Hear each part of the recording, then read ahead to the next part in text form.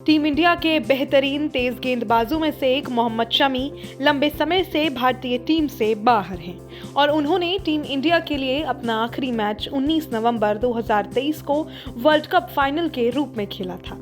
इसके बाद ankle injury के बाद ये क्रिकेट से दूर हैं और इन्होंने हाल ही में सर्जरी कराई है और कहा जा रहा है कि ये तेजी के साथ रिकवर हो रहे हैं। इसी बीच खबर आ रही है कि टीम इंडिया का यह गेंदबाज अब क्रिकेट को छोड़ राजनीति के मंच पर प्रतिनिधित्व करना चाहता है। सुनने में आया है कि मोहम्मद शमी को अब मुख्यमंत्री की कुर्सी ऑफर की गई है।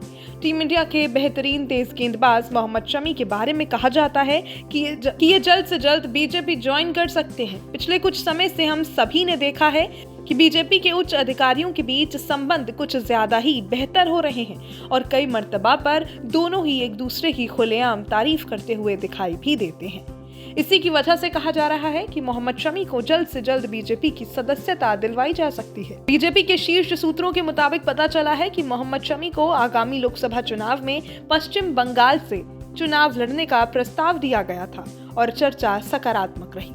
बीजेपी के करीबी सूत्रों में यह भी चर्चा थी कि शमी को मैदान पर उतारने से बीजेपी को बंगाल में अल्पसंख्यक सीटों पर जीत मिल सकती है। भाजपा सूत्रों के अनुसार बीजेपी शमी को बशीरहाट लोकसभा क्षेत्र से मैदान में उतारना चाहती है।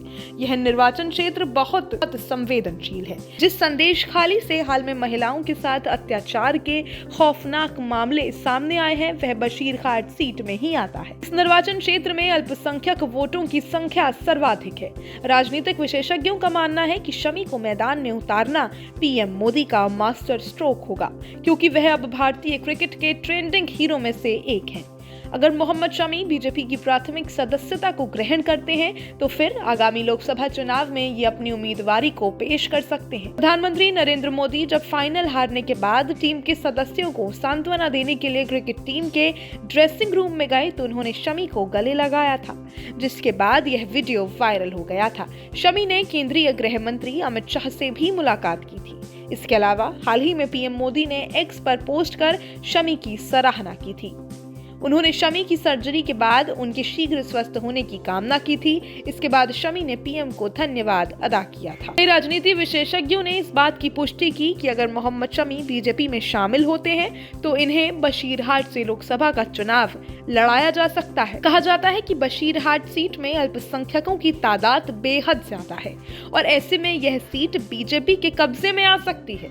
इसके साथ ही खबर यह भी है कि आगामी विधानसभा चुनाव में यह मुख्यमंत्री के उम्मीदवार भी हो सकते हैं। अगर बात करें टीम इंडिया के बेहतरीन तेज गेंदबाज मोहम्मद शमी के आंकड़ों की, तो उन्होंने अपने करियर में खेले गए 64 मैचों की 122 पारियों में 229 विकेट 195 विकेट अपने नाम किए हैं, जबकि T20 में इन्होंने 23 मैचों में 24 विकेट अपने नाम किए हैं।